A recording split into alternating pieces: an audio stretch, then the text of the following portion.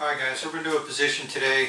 This one we're going to do is we're going to kind of cover some ways to continue the offensive attack with a knife in the event that the guy is defending. One of the techniques that I wanted to look at is from the McMap program. For you guys who aren't familiar, this is the Marine Corps Martial Arts program, and this is one of the defenses to a knife that they actually advocate. So one of the things that they do is, as I come in, I'm coming in nice and high and tight in here. I'm going to grab a hold and I'm looking to make that abdomen stab. So as I come in here, what he's going to do is he's going to create a wedge with his hands to be able to block. Now, keep in mind, I'm giving you a response to somebody else's defense, but in reality, there's numerous circumstances where you might find yourself in this type of situation. You'll see what I'm getting at in a second. We're going to rotate. What he's going to do is he's going to hollow out to try and open up that area and get himself as far away from the blade as possible, but he wants to actually open his hands up into a V so that he minimizes the chance of him missing that knife. So as he comes out, he hollows out. From here, he's going to defend. Now this is a situation where you may find yourself in this particular position in numerous different ways. This could be a situation where I drew and then he grabbed a hold of my hand. It doesn't really matter. The point being is that this type position is pretty standard everywhere, but it's also one that the McMap program actually defaults to and puts you in.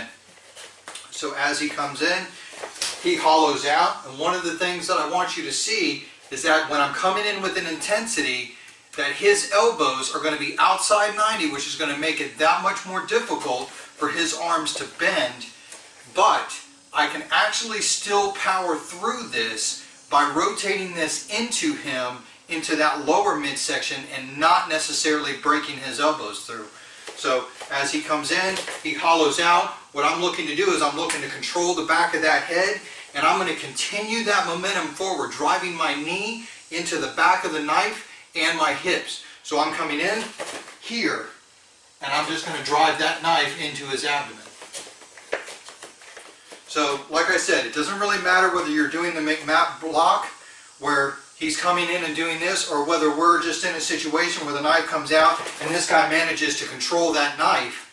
Control the hand? It doesn't really matter. From here, the same thing can still be applied.